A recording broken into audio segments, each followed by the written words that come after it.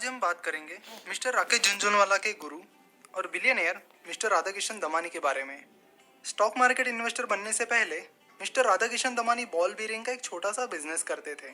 शुरुआती दिनों में उन्होंने ट्रेडिंग करके और एमएनसी कंपनीज में इन्वेस्ट करके प्रॉफिट बनाया। फिर जब 90s के दौर में Harshad Mehta stock market manipulate कर रहा था, उस दौरान उन्होंने शॉर्ट सेलिंग करके प्रॉफिट बनाया। जिन लोगों को शॉर्ट सेलिंग क्या होती है ये पता नहीं है, तो उनके लिए मैं बता देता हूँ। जनरली हम पहले शेयर्स बाय करते हैं और फिर उन्हें सेल करते हैं, लेकिन शॉर्ट सेलिंग में उल्टा होता है। शॉर्ट सेलिंग में पहले शेयर सेल किए जाते हैं और फिर उन्हें बाय किया जाता है। और जैसे कि हमें पता है कि जनरली शेयर्स बाय करने के बाद शेयर की प्राइस जब बढ़ती है यानी ऊपर जाती है तब आपको प्रॉफिट मिलता है। वही शॉर्ट सेलिंग में शेयर की प्राइस जब गिर जाती है तब आपको प्रॉफिट मिलता है। अगर आपने हमारा हर्षद मेहता स्कैम पर बनाया हुआ वीडियो नहीं देखा है तो आप उस वीडियो को देख लीजिए। उसके बाद आपको ये टॉपिक और अच्छे से समझ में आएगा। उस वीडियो की लिंक हमने नीचे डिस्क्रिप्शन में डाली है। जब किसी ट्रेडर को लगता है कि कोई स्टॉक गिर सकता है तब वो ट्रेडर उस स्टॉक में शॉर्ट सेलिंग करता है। शॉर्ट सेलिंग के बारे में हम किसी और लेक्चर में डिटेल में बात करेंगे। हर्षद मेहता स्कैम के वीडियो में हमने देखा था कि कैसे हर्षद मेहता ने बैंक्स के पैसों का उपयोग स्टॉक मार्केट मैनिपुलेट करने के लिए किया था। हर्षद मेहता ने कुछ स्टॉक्स में हेवीली खरीदारी करके उन्हें बहुत ऊंची प्राइस लेवल्स पे पहुंचा दिया था। हर्षद ने एसीसी का स्टॉक तो कुछ ही महीनों के अंदर 200 रुपये से सीधा 9000 रुपीज तक पहुंचा दिया था। उन स्टॉक्स के फंडामेंटल्स उनकी लगातार बढ़ती हुई प्राइसेस को बिल्कुल भी जस्टिफाई नहीं कर रहे थे। फंडामेंटल्स में कोई खास चेंज न होने के बावजूद भी उन स्टॉक्स की प्राइसेस लगातार आसमान छू रही थी। उन स्टॉक्स को इतने ज्यादा वैल्यूएशंस पर ट्रेड करते हुए देखकर मिस्टर दमानी हैरान रह गए। उनको अच्छे से पता था कि हर्षद मेहता उन स्टॉक्स को मैनिपुलेट कर रहा है और इतने हाई वैल्यूएशंस पर ये स्टॉक ज्यादा देर टिक नहीं पाएंगे और जैसे ही हर्षद मेहता के फंड्स खत्म हो जाएंगे उसके बाद वो स्टॉक्स गिर जाएंगे। तो जिन स्टॉक्स को हर्षद मेहता मैनिपुलेट कर रहा था उन स्टॉक्स में मिस्टर राधाकिशन दमानी ने शॉर्ट सेलिंग करना शुरू कर दिया। हर्षद उन स्टॉक्स को लगातार खरीदते जा रहा था, वही दूसरी ओर मिस्टर राधाकिशन दमानी उन स्टॉक्स में लगातार शॉर्ट सेलिंग कर रहे थे। लेकिन मिस्टर राधाकिशन दमानी को हर्षद के फंडिंग के बारे में पता नहीं था। इतना सारा फंड हर्षद के पास कहाँ से आ रहा है इसकी उन्हें कोई आइडिया नहीं थी। हर्षद कंटिन्यूसली बैंक से बहुत सारा फंड ला रहा था और उन स्टॉक्स में हेवीली खरीदारी कर रहा था, जिससे उन स्टॉक्स की प्राइसेस लगातार ऊपर जा रही थी और नीचे आने का नाम ही नहीं ले रही थी, जिसके कारण मिस्टर दमानी को एक दो बार बड़े लॉसेस भी हुए थे। लेकिन जब हर्षद मेहता स्कैम एक्सपोज हुआ था तब वो स्टॉक्स भारी मात्रा में गिरे थे और मिस्टर दमानी को बहुत सारा प्रॉफिट हुआ था। इसके बाद उनका नेटवर्थ काफी बढ़ गया था। इसके कुछ ही साल बाद value investor mister Chandrakant Sampat, जिन्होंने वैल्यू इन्वेस्टिंग को फॉलो करके सक्सेस हासिल किया है, उनसे इंस्पायर होकर मिस्टर राधाकिशन दमानी ने वैल्यू इन्वेस्टिंग को फॉलो करके लॉन्ग टर्म इन्वेस्टमेंट्स की तरफ अपना ध्यान बढ़ाया। वैल्यू इन्वेस्टिंग को फॉलो करके मिस्टर दमानी स्ट्रॉन्ग फंडामेंटल वाले स्टॉक्स जब कभी बॉटम आउट हो जाते हैं यानी बहुत चीप वैल्यूएशंस पर अवेलेबल होते हैं तब उन्हें खरीद लेते हैं और पेशेंस रखकर उन स्टॉक्स को लंबी अवधि के लिए होल्ड करते हैं। अभी रिसेंट एग्जांपल्स की बात की जाए तो उन्होंने गति और टीसीआई इन दो लॉजिस्टिक्स कंपनीज में 2014 की शुरुआत में इन्वेस्ट किया था, जब ये दोनों भी स्टॉक्स फंडामेंटली स्ट्रॉन्ग थे और पूरी तरह से बॉटम आउट थे और इन दोनों स्टॉक्स में उन्होंने बहुत अच्छे रिटर्न्स कमाए हैं। वैल्यू इन्वेस्टिंग के बारे में हम नेक्स्ट लेक्चर में डिटेल में बात करेंगे। मिस्टर दमानी ने अपना ज़्यादातर प्रॉफिट लॉन्ग टर्म इन्वेस्टमेंट से कमाया है, लेकिन जब भी उन्हें कोई शॉर्ट टर्म अपॉर्चुनिटी मिलती है तब वे ज़रूर ट्रेडिंग करते हैं। 2000 और 2001 में जब केतन पारेख ने स्कैम किया था और कुछ शेयर्स की प्राइसेस मैनिपुलेट करके हाई लेवल पर पहुंचा दी थी, तब भी मिस्टर दमानी ने शॉर्ट सेलिंग का तरीका अपनाकर अच्छा खासा प्रॉफिट बना लिया था। मिस्टर राधाकिशन दमानी ने वीएसटी इंडस्ट्रीज के बहुत सारे शेयर्स साल 2000 में लगभग 85 रुपीज़ की एवरेज प्राइस पर खरीदे थे और अब उस शेयर की कीमत 3600 रुपीज़ से भी ज़्यादा है। HDFC bank, Gati, blue dart, Sundaram finance, Gillette, India cement etcetera इन जैसे कई स्टॉक्स में उन्होंने कई गुना रिटर्न्स कमाए हैं। वे अपनी लॉन्ग टर्म इन्वेस्टमेंट्स को 5 से 10 साल के लिए होल्ड करना पसंद करते हैं। मिस्टर राधाकिशन दमानी को पहले से ही कंज्यूमर बिजनेस में काफ़ी इंटरेस्ट था और कंज्यूमर बिजनेस कंपनीज में उन्होंने इन्वेस्ट भी किया था। डीमार्ट शुरू करने से पहले उन्होंने नवी मुंबई के नेरुल में कोऑपरेटिव स्टोर चेन अपना बाजार की फ्रेंचाइजी ली थी।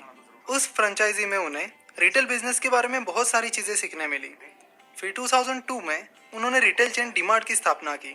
चाहे बिजनेस हो या investment, mister Damani long term के बारे में सोचते हैं 2001-2002 में रियल एस्टेट के भाव काफी गिर चुके थे, जिसका मिस्टर दमानी ने पूरा फायदा उठाया।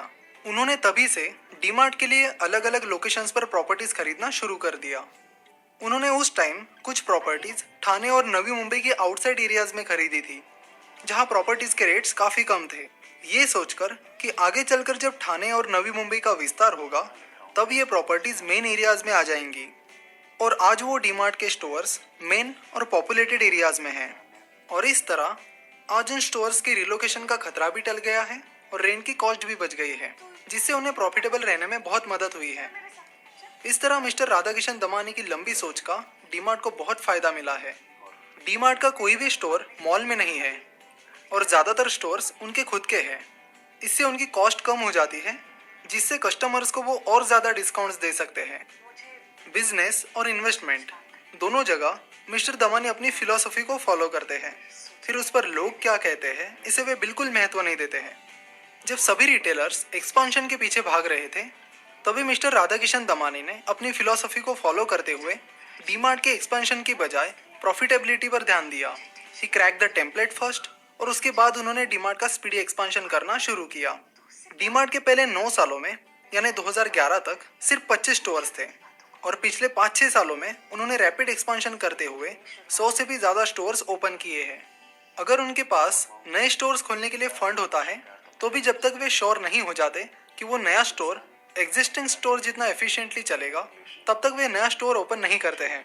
और यही रीज़न है कि आज तक डीमार्ट का एक भी स्टोर बंद नहीं पड़ा है।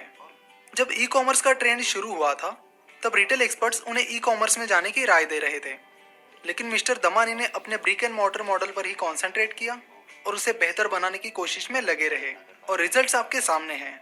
आज डीमार्ट इंडिया की मोस्ट प्रॉफिटेबल रिटेल कंपनी है। सिमिलरली 1995 में जब मिस्टर दमानी एचडीएफसी बैंक के एक बड़े शेयर होल्डर थे, तब कुछ इन्वेस्टर्स ने उनसे पूछा था कि मार्केट में बहुत सारे बैंकिंग स्टॉक्स और कुछ दूसरे स्टॉक्स चीप वैल्यूएशंस पर अवेलेबल है, तो फिर आप एचडीएफसी बैंक के शेयर्स में क्यों इन्वेस्ट करते जा रहे हो।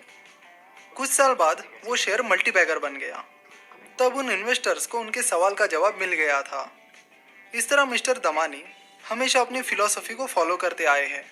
मिस्टर राधाकिशन दमानी खुद वेल एजुकेटेड नहीं है और ना ही वेल एजुकेटेड फैमिली से बिलोंग करते हैं। He is a college drop out.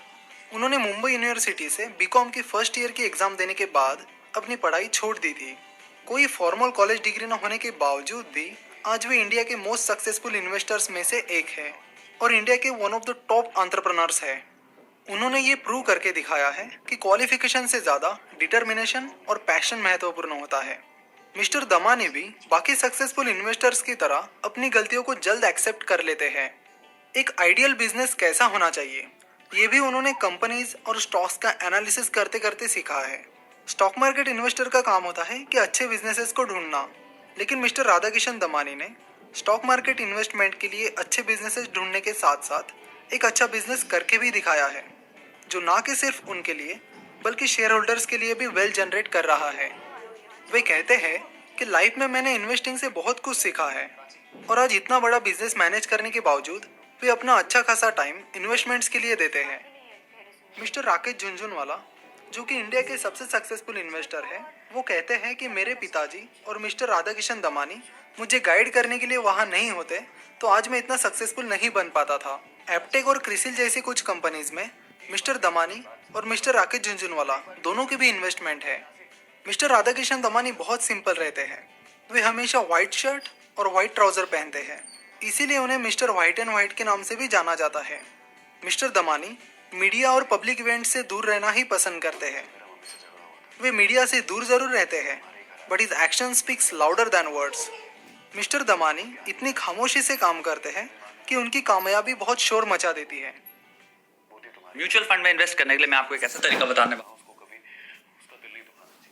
इसीलिए मैं अपनी माँ का दिल नहीं दुखा रहा था और जब उन्होंने बोला कि मुझे रिया से रोका करना पड़ेगा, मैं मान गया।